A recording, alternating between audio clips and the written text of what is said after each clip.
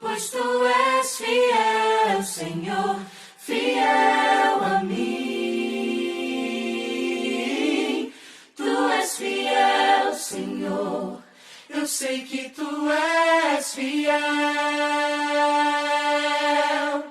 Tu és fiel, Senhor, eu sei que tu és fiel.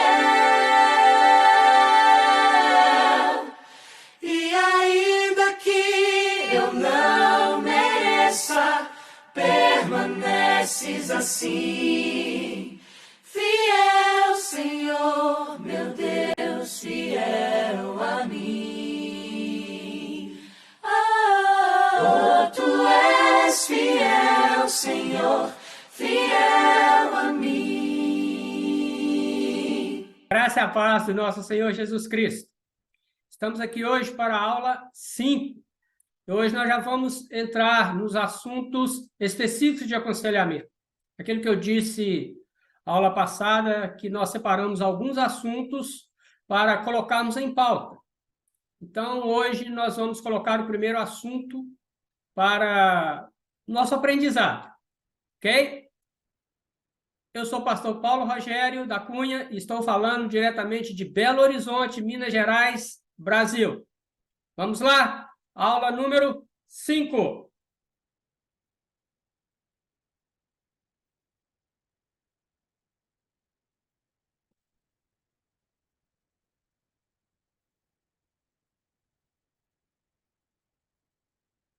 O aconselhamento pastoral. Hoje nós vamos falar sobre o primeiro assunto, que seria o aconselhamento pastoral aos enlutados. E eu sempre gosto de usar essa frase quando a gente vai falar sobre o assunto ou alguma palestra. Este é um aconselhamento da presença.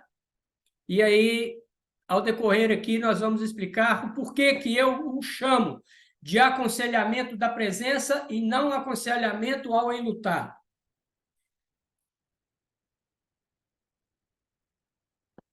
Então, é uma coisa que o conselheiro, a conselheira, ela tem que estar atenta.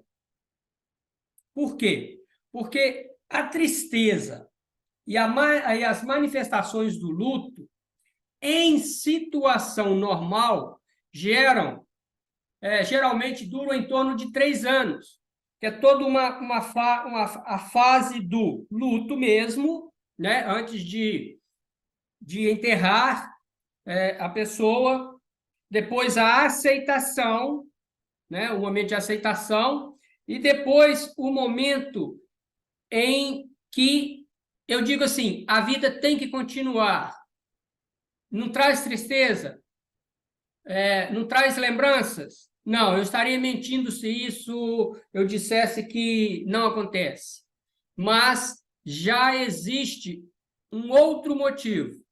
E aí você pode trabalhar, né, as lembranças, as boas lembranças, você pode trabalhar os momentos que ficaram juntos, que viveram juntos, não é? Juntamente a pessoa que está procurando ajuda porque ela não está conseguindo fazer essa transição de uma fase para outra, não é? Então, o conselheiro e a conselheira é aquilo ali. É a presença. Às vezes a gente vai num velório, a gente vai num enterro e às vezes o silêncio é a melhor resposta que nós damos. Aquele ente querido, aquele conhecido, aquele membro da igreja. Não é um lugar que o conselheiro fala muito. Não. Nem se a palavra foi dada a ele para ele fazer o culto fúnebre. Não é momento de ficar relembrando, momentos de ficar, né, mostrando qualidades, Não. É o momento de uma palavra simples e direta. Porque existem duas situações. E nas duas situações, a palavra ela tem que ser simples e direta. Há a questão dos enlutados. em que o ente querido que partiu, ele é do Senhor, ele está na glória.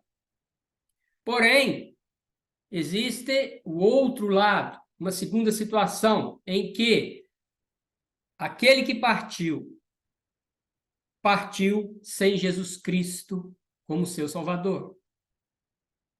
E aí? Não é? Essa segunda aí é complicado, não é? E isso é o que eu faço, tá? Eu estou colocando a minha experiência.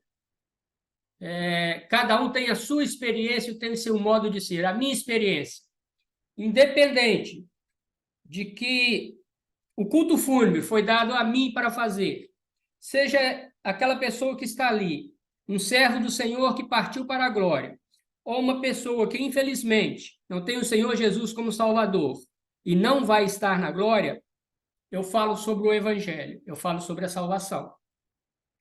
É lógico que dentro dos parâmetros de onde eu estou, né? Eu estou num culto fúnebre, mas eu apresento Jesus como Salvador. Tenho tido essas experiências em alguns cultos fúnebres que a gente faz, em que a gente sente a presença do Espírito Santo, principalmente quando a família não é cristã, mas é conhecida e pede a nossa ajuda. O que partiu também não é cristão, e a família está desesperada, né? Porque ela vê de frente ali a realidade da sua vida. E eu tento aplicar o Evangelho de Jesus Cristo. E eu tento aplicar que Ele é a luz do mundo, Ele é, né, a água viva. E essa é uma experiência minha que eu passo para vocês, principalmente dentro do gabinete, né? Às vezes no culto fúnebre a gente dá aquela pincelada ali de no máximo 15, 20 minutos, não é coisa longa, nós não estamos numa igreja entregando uma mensagem, né? Num culto fúnebre, num momento ali que nós estamos consolando os enlutados, mas de modo geral ainda não é ele ou ela, né? Ou um casal, enfim, ou pessoas que estão no gabinete para mostrar o seu problema com o luto, ali naquele momento, no culto fúnebre, é rápido, não é para falar muito, é ser objetivo, certo? É o seguinte, e o conselheiro? Como que ele, o conselheiro, a conselheira, como ele procede quando isso vem para dentro do gabinete, quando isso vem para a parte mais chegada, a casa, né? É a questão que a pessoa ela começa a demonstrar, ela se manifesta o luto, a sua tristeza. Então, a gente chama de luto patológico. O que é o luto patológico? Está aí do lado, ó. Esse termo, né, dentro da psicologia, o luto patológico, a gente define como designa o conjunto dos sistemas que se associam a uma certa doença. É possível entender uma doença como sendo um processo patológico. Então, o que é a doença? Às vezes, o luto leva a pessoa, né, que está ali querendo o aconselhamento a realmente desenvolver, né, alguma doença, principalmente psicológica. As doenças físicas também, às vezes passou por um longo período de estar tratando, de estar cuidando, de estar perto, e mesmo que dentro daquele contexto, né, de estar tratando de uma pessoa que não é fácil, é complicado, são interesses da família, são interesses do doente, enfim, ele tem que fazer com que isso tudo seja canalizado de uma forma que não haja prejuízo para o doente, né? Então, quando essa pessoa parte, é como um vazio que acontece dentro da pessoa que ficou e que cuidou, certo? Então, ela pode gerar realmente uma doença. A psoríase já foi comprovada que, em muitos casos, você vai descobrir que,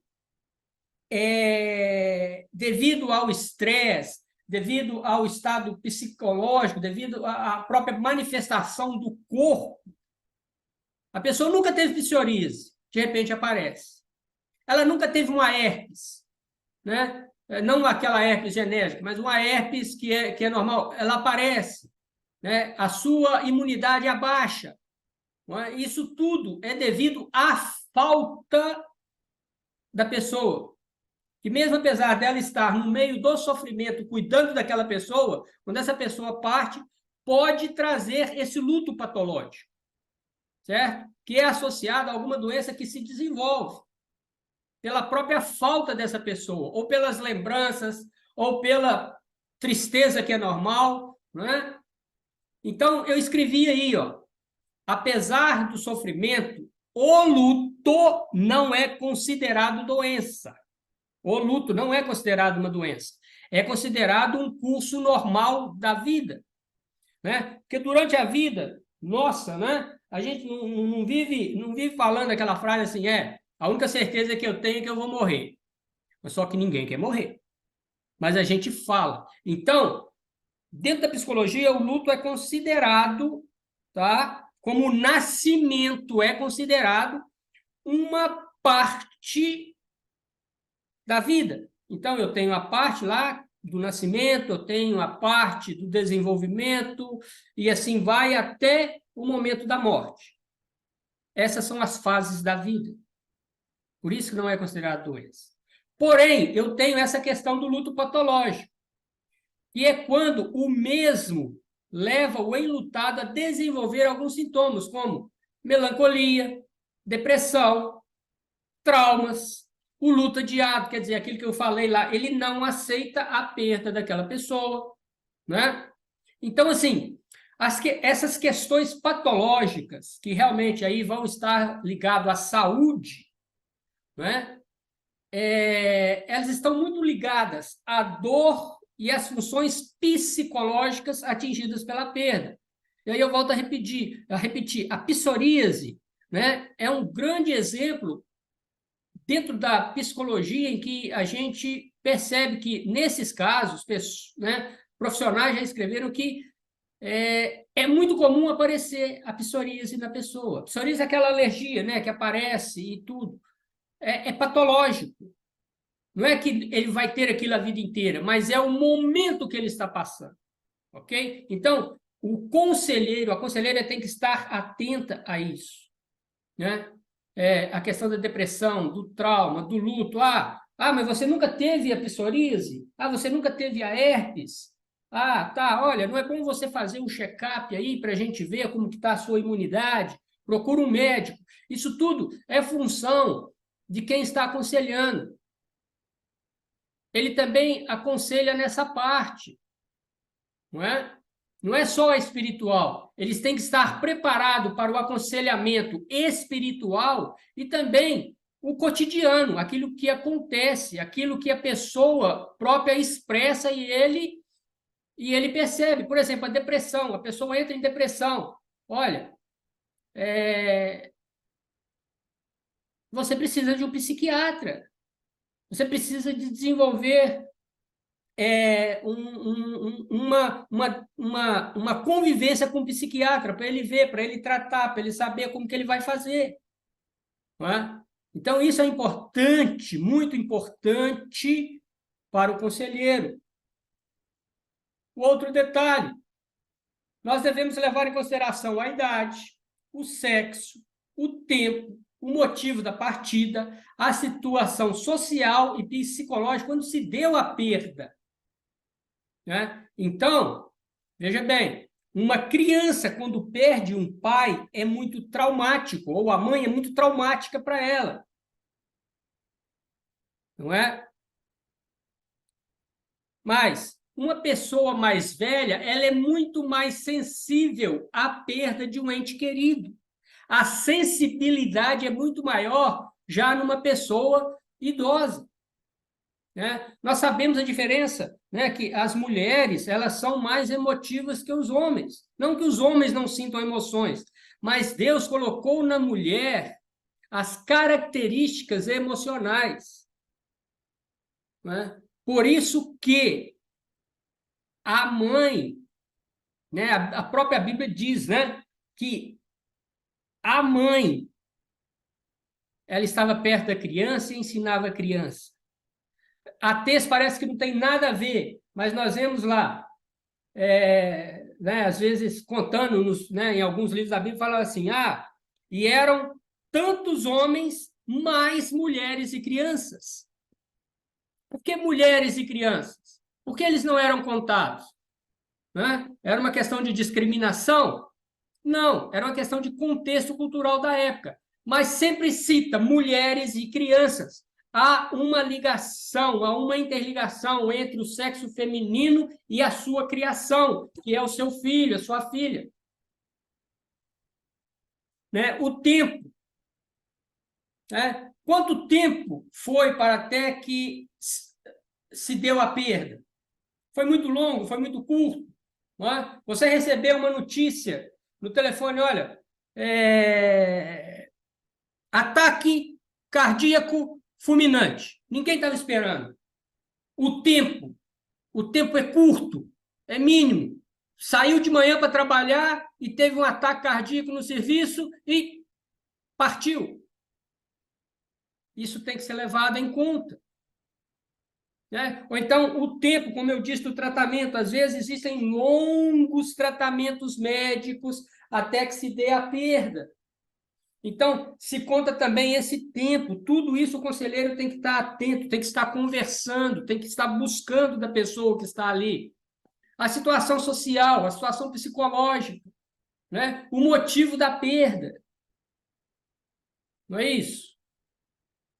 Então, assim, o suicídio, que é o motivo da perda, ele traz um desarranjo psicológico dentro da família.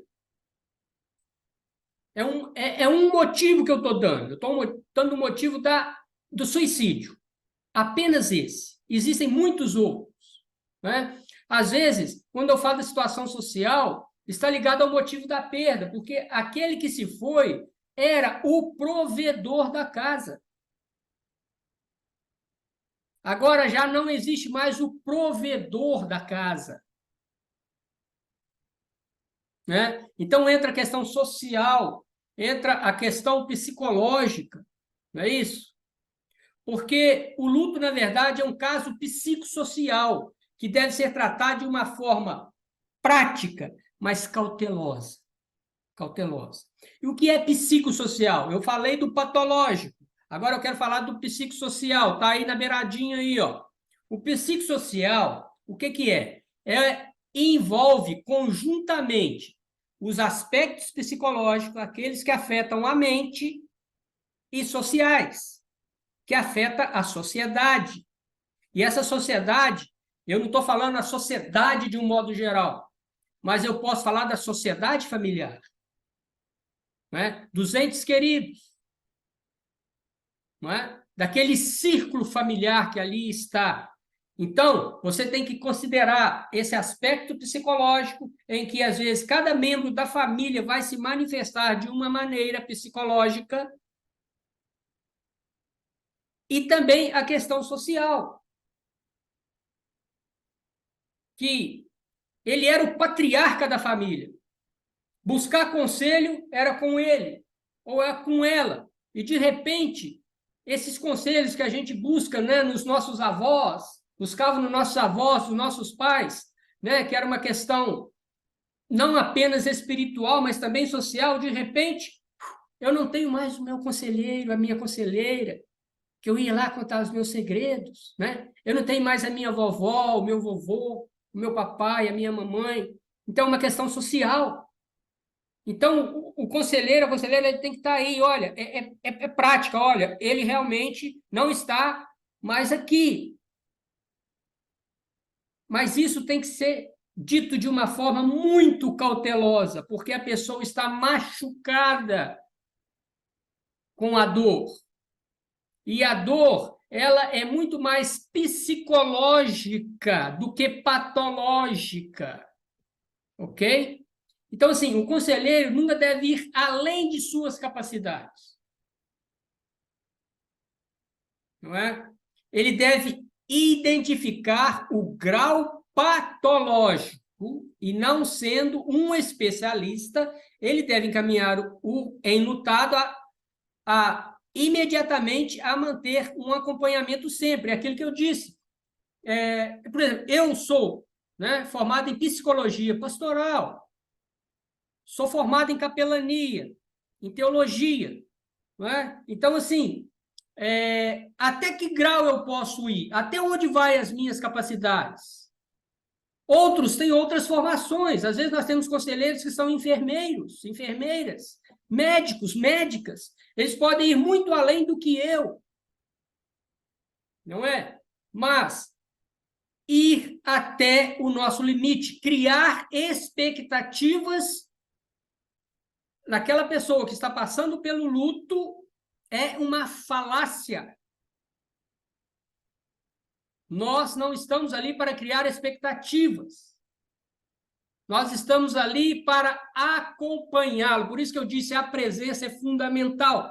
É acompanhar, identificar. E dentro dessa identificação, olha, você precisa de realmente ter um acompanhamento médico.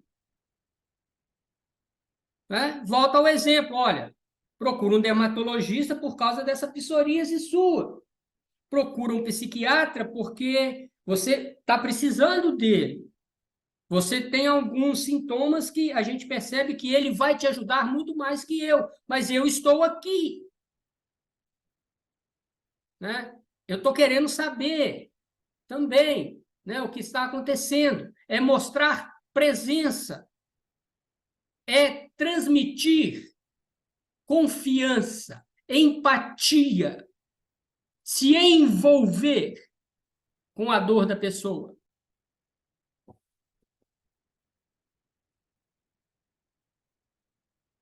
Dentro da questão ainda do luto, seja presente, sem ser inoportuno, foi aquilo que eu disse. Às vezes a sua presença é suficiente. Não precisa de ficar, porque ele era tão bonzinho, o irmão, eu lembro dele cantando, ou então, nossa, ele era uma pessoa tão boa, eu lembro que ele sempre me ajudava lá em casa, qualquer probleminha que eu tinha lá em casa, eu chamava ele para ajudar, ou chamava ela para ajudar. Então, seja presente, sem ser inoportuno. Não é o momento. Olha, eu estou aqui. Se precisar, eu estou aqui. Estou sentado aqui no banco. Eu estou aqui. E o abraço. O abraço é importantíssimo. Abrace. Abrace sinceramente. É lógico que existem as condolências, né? Né? Eu estou aqui para prestar minhas condolências a você. Eu sei que é um momento difícil. E abraça. Abraça. O abraçar, ele dá o sentido de proteção, de aconchego, de consolo. Então, abraça. Abraça. Não é ficar abraçando toda hora, não. Que seja um abraço, mas seja aquele abraço que você passa para a pessoa pelo seu gesto de abraçar, sem falar uma palavra. Tudo isso que eu disse. Acompanhamento espiritual contínuo. Se ela te procurou, acompanhamento espiritual contínuo. Porque vai haver questões muito complicadas. Tipo assim, por que Deus fez isso? Por que Deus fez isso na minha família, ou fez isso com o meu ente querido, ou com o meu conhecido, mas não faz com o outro? Por que Deus é tão ruim? Então, pode acontecer confusão mental, é a questão psicológica que eu falei lá atrás, é a questão psicossocial. E aí, você tem que entrar com o contexto bíblico. Então, conselheiro e conselheira, procure estudar e conhecer a Bíblia para usar a palavra certa, o versículo e o contexto. Porque às vezes a gente vê versículo totalmente fora de contexto, explicação fora de contexto, por quê? Porque errais por não conheceres as escrituras. Conselheiro, conselheira, pastor, pastora, líderes, tem que conhecer a Bíblia, tem que ler, tem que estudar, tem que buscar literatura que fala sobre o assunto, literaturas sadias. Isso não é para aventureiros. É muito sério uma pessoa na sua frente buscando ajuda e você se aventurando a aconselhá-la. Então, por isso que eu digo que esse caminho do aconselhamento, eu não dou receita de bolo. Eu digo que nós todos, como cristãos, devemos ir encontro às necessidades da nossa família espiritual. E nesse momento, ir de encontro às necessidades da nossa família espiritual nos requer também conhecimento da palavra de Deus, suficiente para estar ali confortando essa pessoa, porque ela vai estar face a face com a gente. Ela buscou ajuda e ela tem a esperança de que em nós ela encontre essa ajuda. Saiba avaliar o impacto que o luto causou e está causando na vida do enlutado. Conhecer os fatores que levaram ao luto. Foi doença, foi uma coisa repentina, né? Foi uma coisa traumática, como um acidente de automóvel, como um suicídio. Entender os momentos de revolta do enlutado e, principalmente, saber como tratá-los. Eu já falei, não vou falar mais. Estude, conheça a Bíblia, leia. Porque a pessoa fala, mas eu estou revoltado com Deus. Aí você vira e fala, que isso? Isso é um pecado. Que isso? Você não pode falar assim. Não é o momento é da pessoa. Você tem que ter a habilidade espiritual para contornar esse momento em que apareceu uma revolta, que às vezes não é verdadeira. É o momento. Quem está abalado psicológico é ela, não é você. Então, você tem que entender a sua revolta e saber como tratar essa revolta. E aí, como que vai ser? É aquilo que eu disse. O Espírito Santo, ele está presente para nos dar as palavras certas nos momentos certos. Mas se nós não buscamos a presença do Espírito Santo, não buscamos conhecer a palavra, não buscamos nos enchermos dele, com certeza, ele não virá. Não virá. Verificar se existem necessidades materiais a serem supridas. É aquilo que Tiago fala, né? O apóstolo Tiago, ele fala sobre isso. Nós temos que verificar com ele a questão do seu lar, as questões materiais. Tem alimento? Tem as dívidas? Alguém ou você tem emprego que agora pode sustentar essa casa? Quais os direitos que ele tem de receber de seguro de vida, se ele tem? Ou assim, esposo, esposa, filho, filha, tem direito a alguma pensão? Não é? E etc. Desculpa, e etc, e etc. Né? Mas eu quero ler para você Tiago. Porque isso aqui, ó, é verificar a necessidade. Entendeu? Então, eu vou aqui ler. Vou só achar, porque não estava aqui. Veio na minha mente no momento que eu estava falando com você. Então, vamos lá. Tiago, eu vou achar, peraí. Está aqui. Tiago, capítulo 2, verso 16 e 17, diz o seguinte. Olha, se você está na frente de uma pessoa em que ela está apresentando as suas questões sobre o luto, e você verifica que existem essas necessidades que eu citei, a palavra de Deus diz o seguinte, na Epístola de Tiago, capítulo 2, 16 e 17. E algum de vós lhe disser, olha, esse algum de vós é você, conselheiro, conselheira, ide em paz, aquentai-vos e fartai-vos, e não lhe derdes as coisas necessárias para o corpo, que proveito virá daí? Assim também é a fé. Se não tiver as obras, é morta em si mesma. Às vezes você tem a fé de orar, de pedir a paz, de pedir o consolo. Ali, no momento ali que você está conversando com ele, e você fala, eu posso fazer uma oração? E aí você entra e pede, Senhor, console, ó Pai, traga a paz. Nós sabemos que o teu Espírito é consolador e tudo. Mas sabe que ela está passando fome? Está sabendo que a conta de água, de luz está atrasada? Que o emprego que tem não tem como sustentar a casa? E você simplesmente fala, amém. Ô irmão, ô irmã, eu te espero para a próxima sessão. A sua fé é morta.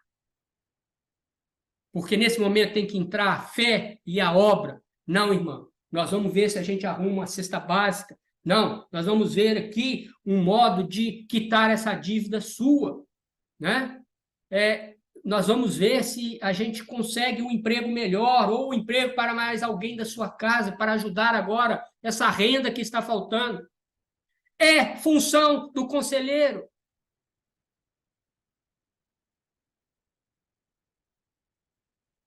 É função nossa de entender as necessidades espirituais, mas também entender as necessidades materiais. Se ela é membro da igreja, pelo menos eu defendo o diaconato, porque o diaconato é bíblico. Os apóstolos, lá em Atos, viraram e disseram, separai 7 homens de fé, de reputação, de conhecimento bíblico, para que trate as questões materiais. Ali eles estavam falando das viúvas, estavam reclamando que não estavam tendo assistência. Então, olha, eu vou levar isso ao corpo pastoral e ao corpo diaconal da igreja. Ou se você é um pastor, você diz, olha, eu vou verificar com o corpo diaconal, eu vou verificar com a tesouraria, irmão e irmã, esteja em paz espiritual, esteja em paz material. O Senhor supre todas as coisas. E essas coisas materiais, eu já estou correndo atrás e vou te dar um retorno. Sempre diga essa palavra, eu vou te dar um retorno, porque você criou uma expectativa do outro lado. Certo? E aí, você vai verificar com as pessoas certas dentro da igreja o que pode ser feito para ajudar, né, os da fé. E se não é da fé, ajudar do mesmo jeito. Ele tem fome do mesmo jeito. E pode ser uma grande brecha para o evangelho entrar e impactar a vida dessa pessoa e transformá-la. Preste atenção nas necessidades espirituais e preste atenção nas necessidades materiais. A pessoa está na sua frente. Ajudar o enlutado a entender a realidade da perda. Isto não é feito de uma vez, de um estalar de dedos. Não, isso é um processo. E que você vai avançando no processo. Você não vai na sua rapidez. Você vai na rapidez da pessoa que está ali recebendo o conselho. Então, vão ter pessoas que vão assimilar mais rapidamente, vai ter pessoas que não vão assimilar tão rapidamente, vão ter pessoas que vão assimilar algumas coisas e outras não, vão ter pessoas que, além de assimilar, ainda fica aquele momento de revolta. Então, o passo, a velocidade, quem dá é o enlutado que está ali na sua frente, não é você. E você o acompanha dentro disso. E dentro disso, você o aconselha. Ok? Ok. Próxima aula, nós vamos entrar com outro assunto. Que o Senhor te abençoe e te guarde. Que o Senhor te dê uma semana de paz, de tranquilidade diante da sua presença. Fique com Deus. Bye, bye.